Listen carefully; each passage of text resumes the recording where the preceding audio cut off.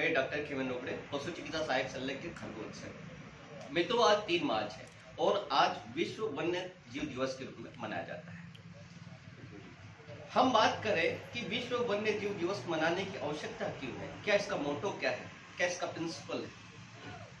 तो मित्रों, यदि वन्य जीव की बात करें तो वन्य जीव हमारे प्रकृति की अभिन्न अंग है और वन्य जीव जो हमारे पारिस्थितिक तंत्र को, एक सिस्टम को, पारिस्थितिक तंत्र को मजबूत बनाए रखने में बहुत ही ज्यादा योगदान देते हैं।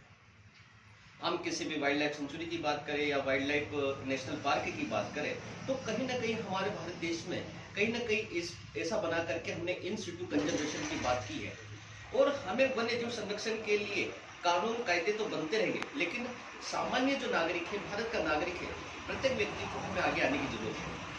हम देखते हैं कुछ पिछले वर्षों में कई सारे जो जीव जंतु है, पौधों की प्रजातियां हैं, तो हमारे यहाँ से विलुप्त हो चुकी है क्योंकि क्लाइमेट चेंज और पारिस्थितिक परिवर्तन इतना ज्यादा हो चुका है कि कुछ प्रजातियां किसी पारिस्थितिकी, किसी इकोसिस्टम की या किसी क्लाइमेट की एक जानी पहचानी प्रजाति रही है, वो विलुप्त हो चुकी है। और प्राकृतिक आपदाओं का इस तरह से जो इको सिस्टम में जो गड़बड़ी हुई है, उससे हम देखते हैं कि कई प्राकृतिक आपदाओं को हम झेलते हुए आ रहे हैं और कई सारी प्रजातियां विलुप्ति के कगार पर आ चुकी है, कई सारी प्रजातियां विलुप्त हो चुकी है।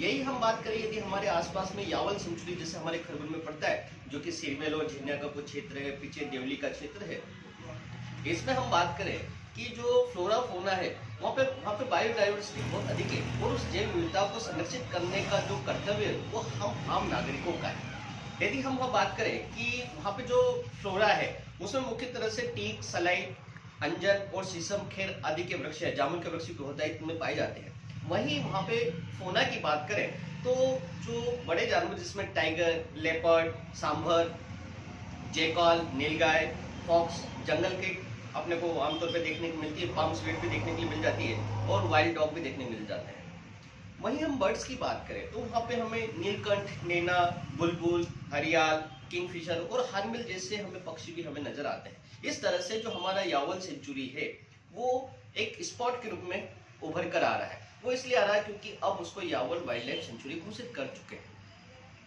लगभग इसका 178 स्क्वायर किलोमीटर का एरिया है, जिसमें 69 स्क्वायर किलोमीटर का ऐसा डेंस एरिया है जहाँ पे हमें जो पालतू मतलब जो जंगली पशु है वो देखने के लिए मिल सकते हैं।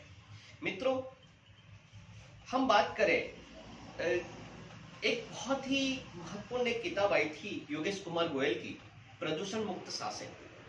तो उस किताब में उन्होंने सारी चीजें डिटेल से समझाई है और एक आईना दिखाया है हमारे आम व्यक्ति को। कानून कायदे बनते रहेंगे, लेकिन जब तक हम सतर्क नहीं बनेंगे तब तक हम उन्हें नहीं बचा सकते।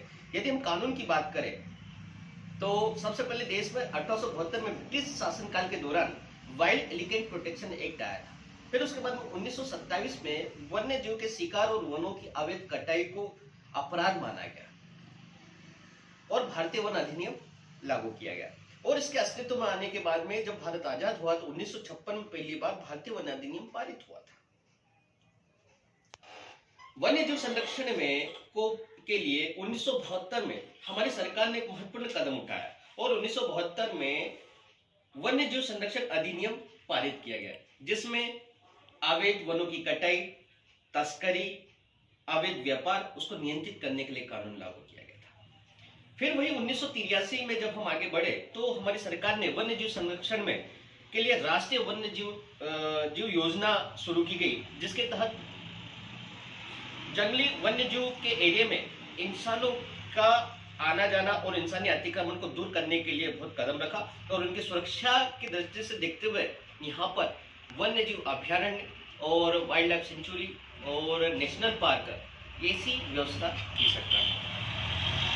तो इसमें देखा गया काफी कुछ समय तक अपराध रुके नहीं। फिर 2003 में जाकर के इन अपराधों के लिए एक बड़े प्रावधान लागू किए, वो जनवरी 2003 में लागू किए गए थे, जिसमें सजा के दायरे बढ़े और कठोर कारावास की बातें करने लगे। तो इस तरह से सारे प्रोटेक्शन एक्ट तो बने, लेकिन जब हम वाइल्ड लाइफ संरक्षण की बात करते हैं, वन्य जीव के संरक्षण की बात करते हैं, तो कहीं ना कहीं हमारा एक कर्तव्य बनता है, एक उत्तरदायित्व बनता है कि हम उसको संरक्षित करने के लिए आगे आए।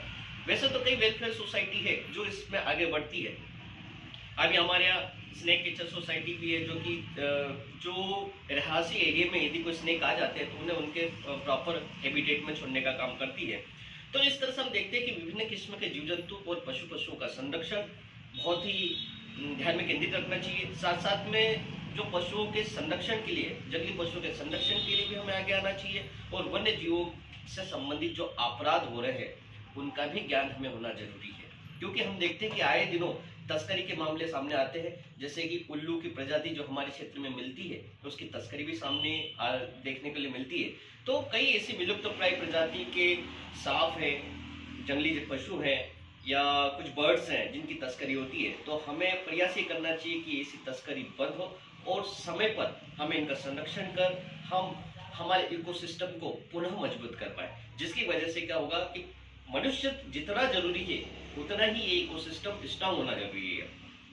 और जब तक इकोसिस्टम मजबूत नहीं होगा, हमारा वातावरण मजबूत नहीं होगा, तब तक मनुष्य का जीवन सुलभ होना मुश्किल हो जाएगा। Thank you so much.